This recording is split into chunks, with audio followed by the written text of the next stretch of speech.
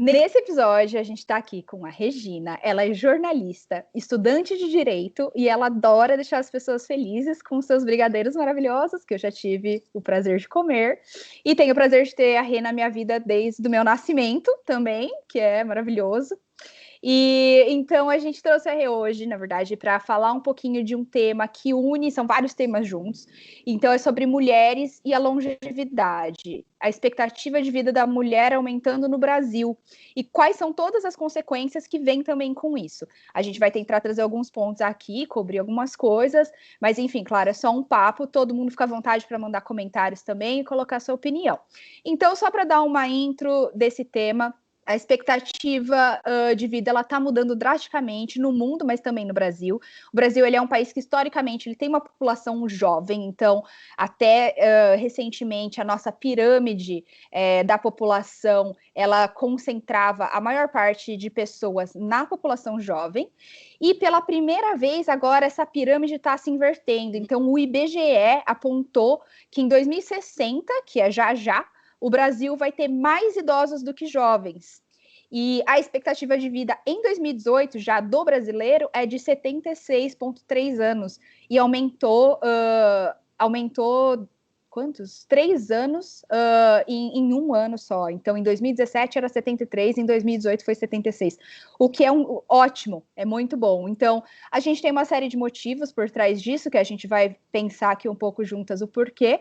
E acho que começa um pouco pela ideia dessa qualidade de vida do brasileiro, que melhorou muito nas últimas décadas, né? E o fato da gente estar tendo menos filhos também. Então, Rê, o que você acha, assim, né? Apesar de a gente ter essa grande conquista de expectativa de vida, o que mais que está acontecendo que podem ser algumas consequências, uns desafios grandes para a população brasileira e principalmente para a mulher brasileira com viver mais tempo? Lídia, um prazer participar com você aqui. Obrigada. Então, eu fico muito feliz pelo convite, espero colaborar com você e com todo mundo que estiver participando. Bom, a primeira questão que eu levanto aqui é que a gente precisa falar dentro de uma caixinha, que é a caixinha cronológica. Porque essa questão da juventude, do ser jovem, né, para mim é uma questão tão mais espiritual do que de passagem de tempo, mas a gente precisa falar dela aqui, né, dessa caixinha, porque isso baliza a nossa vida em várias coisas. A questão da longevidade, do aumento da expectativa de vida, vamos fazer aqui, vou me centrar na questão da mulher e da mulher brasileira, existe sempre os dois lados, né? É muito bom a gente saber que tivemos avanços na medicina, é muito bom saber de avanços sanitários, de avanços tecnológicos, todas essas coisas que nos permitem ter essa anotação de uma maior expectativa de vida. Porém, a gente não pode deixar também, Lídia, de fazer aquela reflexão de quem são essas mulheres no nosso Brasil. Não são todas. Nós estamos aqui numa região do país que a gente pode sim festejar bastante isso.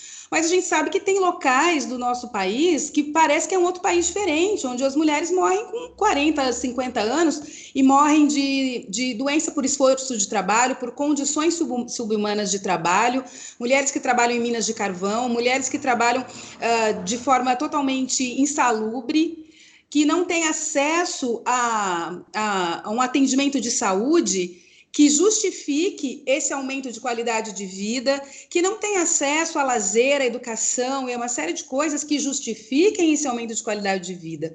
Então, é muito bacana, sim, mas a gente precisa entender quem é essa população feminina brasileira alvo dessas boas novas, né? Não são todas, infelizmente. E uma questão paralela a isso é que, ainda com que a gente considere que 100% das mulheres brasileiras fossem alvo de todas dessas boas novidades, né, que aumenta a nossa expectativa de vida, primeiro, a gente ainda precisa lidar com a questão do ser mulher. Por mais avanços que tenham tecnológicos de todas as áreas, por maior que seja a inserção feminina no mercado de trabalho, variadíssimo, ainda tem um bônus para ser pago, o bônus mulher. o pedágio mulher, aonde a gente tem que, ampliam-se os espaços, mas para você adentrar esse espaço existe um pedágio para pagar, e para você se manter nele com sanidade mental, física, espiritual, emocional, você também tem que pagar um bônus, porque a exigência, a cobrança em cima da mulher ainda é enorme. Então, é aquela conversa de, você quis estar aqui? Ótimo, então agora faça por onde? Porque no chão da fábrica, como eu falo, assim, né, na vida real, o olhar ainda não está tão lapidado em relação a isso, o olhar da sociedade brasileira em cima da presença feminina, da nossa presença, minha e sua, por exemplo, em todos os espaços. Então, é bacana a gente lidar com essa coisa do aumento da perspectiva de vida, mas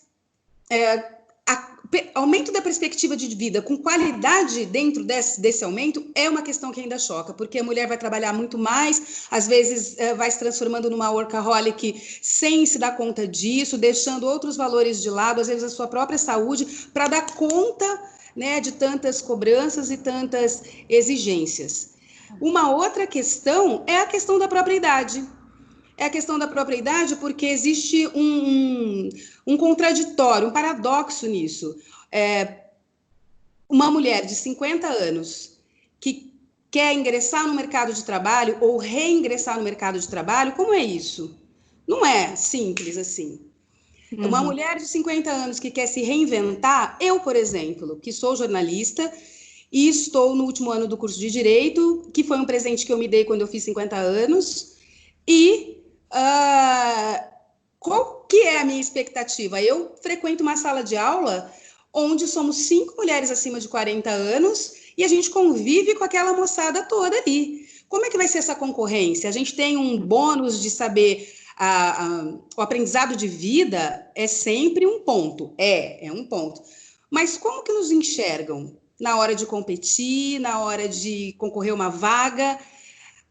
Aí eu volto ao início da minha resposta, que é essa questão entre juventude e idade cronológica. Porque tanto eu, que você me conhece, tanto eu como as amigas que eu tenho, por exemplo, na minha sala de aula, são mulheres acima de 40 anos, algumas acima de 50, que tem um maior pique. Que tem um maior pique, que está aí na vida, que está indo para as cabeças, está partindo para cima, e que às vezes dá um baile em quem é mais novo. Mas, e na hora da peneira? Como é que isso é olhado? Então, eu acho que esse é um desafio muito, muito, muito grande. Tem o lado muito bom, mas tem o outro lado dos recortes brasileiros que a gente vive dentro da nossa sociedade, ainda machista, muito, muito preconceituosa com o fato de ser mulher só, e com essa questão da idade também. E eu já vivenciei aqui muito de perto algumas amigas minhas dessa faixa etária não sendo recebidas em estágios, por exemplo, em função do RG, sem que se olhe a sua capacidade intelectual e técnica e etc. Tem muitas questões do ser mulher que complexificam muito, especialmente num país como o Brasil, e um dos pontos que você trouxe que é interessante de explorar é justamente a mulher, ela ganha o direito, ela conquista o direito de entrar no mercado de trabalho e de ser remunerada pelos trabalhos que historicamente ela já fazia, mas enfim. E aí tem toda uma outra série de trabalhos que ela também faz, de turnos que ela faz, que não são remunerados. Então, o trabalho que ela faz em casa, o trabalho que ela faz de cuidar dos outros, que vai sempre colocando a prioridade de cuidar dela mesma em último lugar. Então, que horas que ela vai ter tempo para cuidar da saúde física dela, da saúde mental, da saúde emocional? Tanto é que quando a gente analisa esses índices internacionais que tem, por exemplo, acho que o Gini é um dos índices que é para medir a igualdade de gênero entre homem e mulher. Um dos índices que eu acho bem interessante é esse: o quanto tempo de lazer e prazer a mulher tem para ela no dia. E não é, então assim, realmente muito, muito difícil. E aí, quando a gente olha intersecções com classe, com raça, com localização geográfica, as coisas variam muito, assim. Então, de fato, a gente fala de uma média de expectativas de vida que aumentando, mas quais mulheres que estão vivendo mais e com qual qualidade de vida, né? Sim, porque ter o direito não significa viver o direito. Então, a gente pode ter conquistado legalmente o direito, né? O direito formal. Mas o direito material, de vivenciar esse direito, aí já é uma outra questão. E até você falou, né? Em que momento essa mulher vai pensar nela, vai ter o seu próprio lazer, ter seu autocuidado, porque as coisas são cumulativas. Então, é a que eu coloquei antes. Ah, você quer participar? Beleza, mas dê conta de tudo, hein? Para você estar aqui. Então, são questões assim, de uma coisa é você ter o direito, outra coisa é você viver esse direito, né?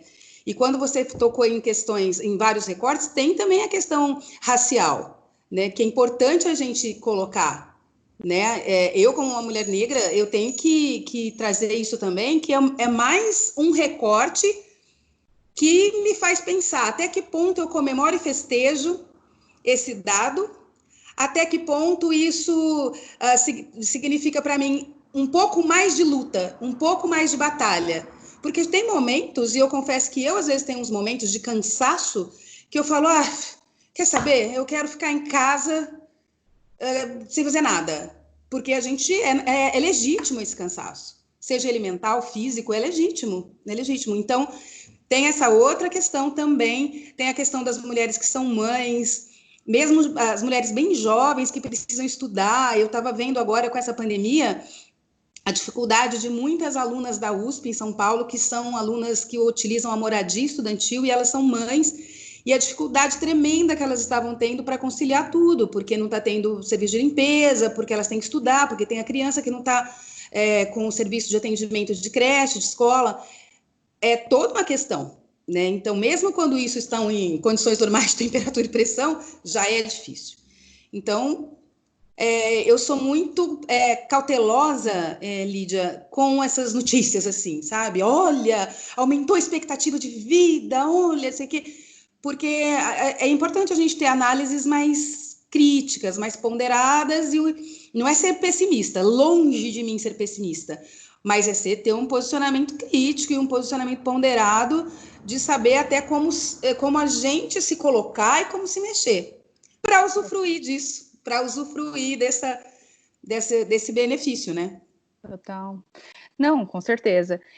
Eu acho que uma das coisas também que esse aumento de expectativa de vida pode trazer é tanto a necessidade de você continuar se atualizando ou de continuar achando fontes de renda para conseguir se virar, ou para algumas pessoas a oportunidade dessa reinvenção também. Então, assim, que de um ponto ali pode ser super legal, você ter mais chances, mas aí tem todo um outro ponto que cara, até quando eu vou ter que ficar me repensando aqui, lutando diariamente, trabalhando até não sei qual idade, para conseguir me sustentar dentro de um sistema em que a previdência ela está sempre ameaçada, a gente não tem um sistema de saúde que consegue atender com tanta qualidade 100% dos brasileiros. Então tem tantos desafios que vêm com viver mais, que às vezes a gente até para e pensa, caraca, será que é uma coisa assim só positiva, né? Sim. Viver muito mais tempo? Às vezes fica difícil, né? Porque a gente tem que viver como? Viver mais tempo, mas como? Essa é uma questão até um pouco que me traz um pouco de agonia quando eu vejo várias coisas aqui. Eu que estou numa cidade menor, uma cidade pequena, no interior do estado, e vejo coisas que a gente pensa, né? Tá bom, vamos viver mais, 76, 80 anos, 85 anos, de que forma? De que forma? Então, isso é uma questão que eu acho que é um grande desafio a ser pensado com esses dados e dessa pesquisa que você traz, sim. Legal. Rê, eu acho que a gente vai encerrar aqui, que infelizmente é super curto o Instagram de ver. Eu queria te agradecer do seu tempo, primeiramente. Vou colocar seu contato para as pessoas, enfim, também te contatarem, continuarem esse papo, outros Claro, papos. prazer. E vou deixar o link na descrição também de um estudo que chama Tsunami 60 Mais, Sim. que tem um site com mais, enfim, dados para as pessoas olharem, lerem, quem tiver mais interesse. E é isso, brigadão, Rê, valeu demais. Beijos. Imagina, Lígia, à disposição. Olha, só uma ressalva, quando você disse no começo que o dado fala que em 2060, né, a população mais velha vai ser maioria, e você disse que já está aí, pelo amor de Deus, não pode. Ai, Não, gente, não, será? 2060 eu já vou estar quase com um século de vida. Mas era só isso. Eu que agradeço a oportunidade e estou à disposição. Valeu, Rê, beijo. Beijo.